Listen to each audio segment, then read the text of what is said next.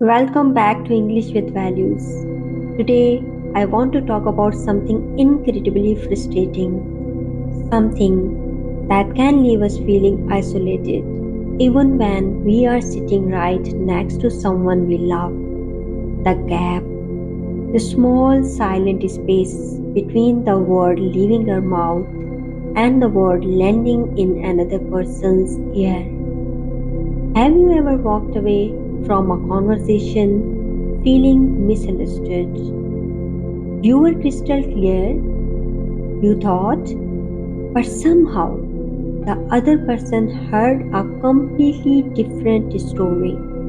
It hurts, doesn't it? It's not just about grammar or vocabulary, it's about the heart of human connection. Why does communication, the very tool we use to build bridges, sometimes fail us so spectacularly? The first major culprit is something called assumption. We are all walking around inside our own heads, carrying decades of personal experiences, fears, and internal dictionaries. When someone says a word like stress or family, the picture it paints in your mind is not the same as the picture it paints in mine.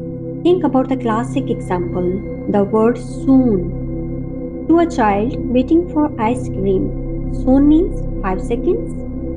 To an architect, soon might mean 6 months. The word itself is clear, but the context is missing. Researchers call this phenomenon the illusion of transparency.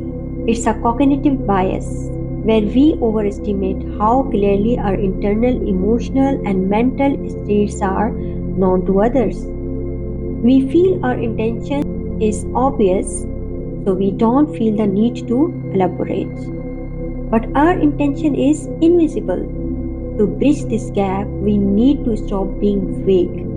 We need to be explicit. Instead of saying, I need help with this project soon, use precise language and time frames.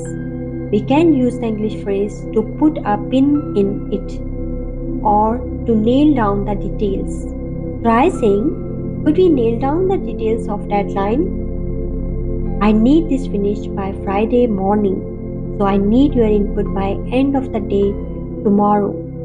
Using phrases like to be more specific or could you elaborate on that are invaluable tools for fighting the curse of assumption.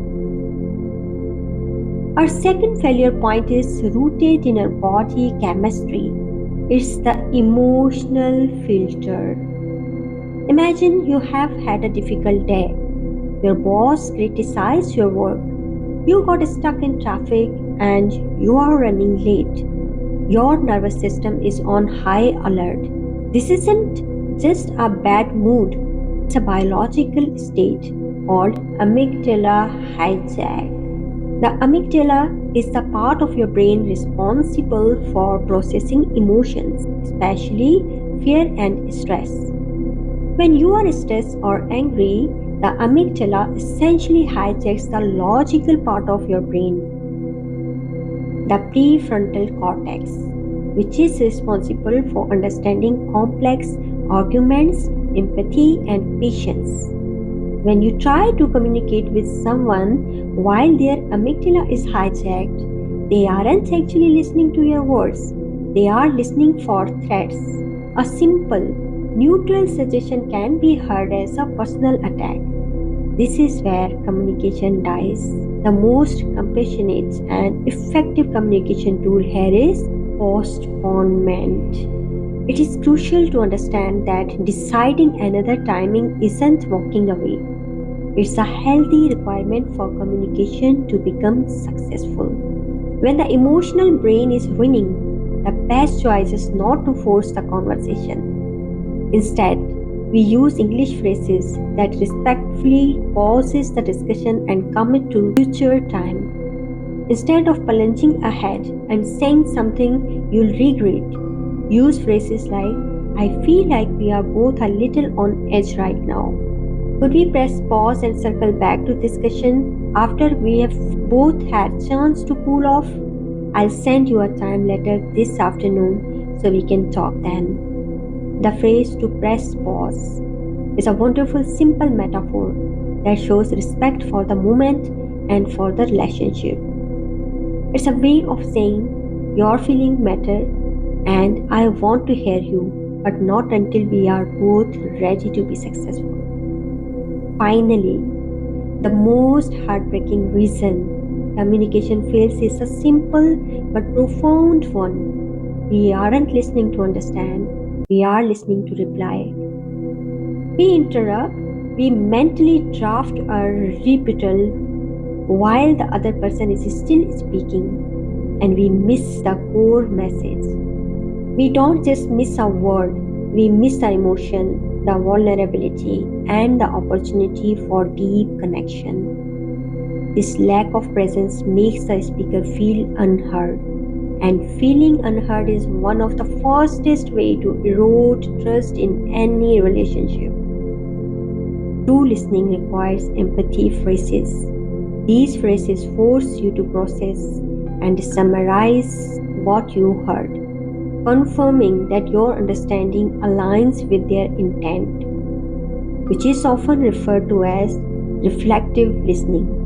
Powerful phrases include, so if I'm hearing you correctly, you are feeling, or it sounds like you are really struggling with, and a great one, let me paraphrase what you just said to make sure I have gotten that gist. Notice the phrase gotten the gist is a beautiful, casual way of saying you have grasped the main point, but that you are open to correction by using these phrases. You communicate respect and you actively correct the failure of assumption and emotion. You are using language as a tool for validation.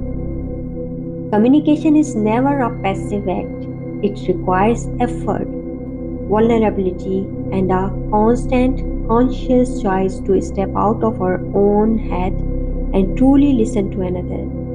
We will all still face the occasional failure, the misspoken word, the misinterpreted glance. But by recognizing the illusion of transparency, respecting the emotional filter through healthy postponement, and committing to active listening, we learn to use English not just to convey information, but to convey our humanity. I want you to remember this. Every failed communication is a signal, not a final judgment. It is simply a request from the universe to try a different approach, a clearer word, a more patient moment. Use these English tools to try again and never stop trying to understand. Thank you for joining me today. I hope these insights help you build clearer, deeper, and more heart touching connections. Until next time, keep connecting, keep learning, and keep valuing the words you share. Don't forget to like, share, and subscribe my channel English with Values. Thank you.